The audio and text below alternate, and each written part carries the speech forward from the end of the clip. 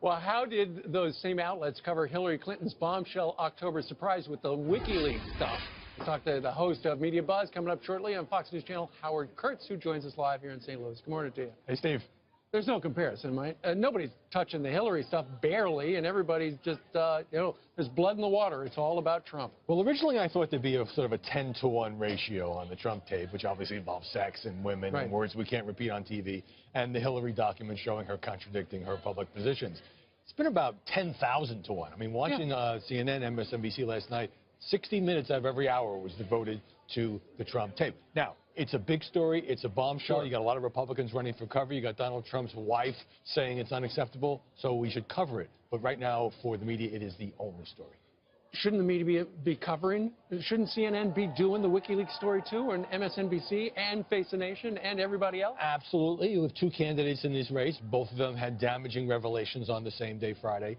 But because it's Trump, because of the subject matter and everything, and also because I think a lot of journalists, a lot of pundits never liked Trump, predicted he would lose in the primaries, are taking a certain glee in this and predicting that he's going to drop out. Not that he's going to lose, but that he's going to drop out, going a little far, a little fast, in my view. They're putting their thumb on the scale. It's one thing if you're a pundit and you're doing that, but for you said journalists are giving him a push toward the exit. Well, I see what reporters are saying on Twitter. This is the end of his campaign, and the hint, and even some of the headlines are, is this the end for Donald Trump? Well, we've been through a lot of incidents with Donald Trump where a lot of people thought this would be the end. He's still the Republican nominee. Now, does he have a tough task here in St. Louis at the debate tonight? Absolutely. He's got to find a way to put this behind him and to apologize. And the fact that all these Republicans are bailing on him, most of them didn't want Trump as the nominee in the first place, but it adds to an aura of crisis in the GOP. So it's a big story, Steve, but it is being covered as the only story, and I think that the media are kind of taking a lot of joy in this.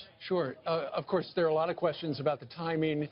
Had the Hillary Clinton email WikiLeaks dump been out there, this would have been what dominated the conversation going into the debate. But it would have been the lead story. Absolutely. But mysteriously, suddenly somebody gave David Fahrenthold at the Washington Post a copy of this particular tape. He's going to be your guest coming up on Media Buzz.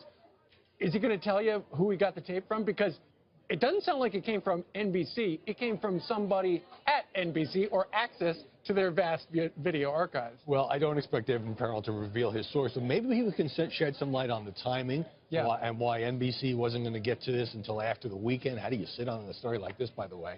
And so somebody wanted it out sooner. They were going to get to the story. Whoever leaked it, though, just wanted to make sure it came out before the debate. Right. But where's NBC been for the past year? This tape has been sitting in the archives. So there's a lot of curious questions here about the way in which this hit the airwaves. And speaking of media, Billy Bush doesn't look good here. Well, he's had to apologize. Now, there was a report in the Wall Street Journal that NBC isn't going to penalize him anyway. This guy is now a co-host of the Today Show. His credibility has taken an absolute hit. He may be collateral damage in this Donald Trump tape. All right. Howie, thank you very much. We're going to be watching you a little later on.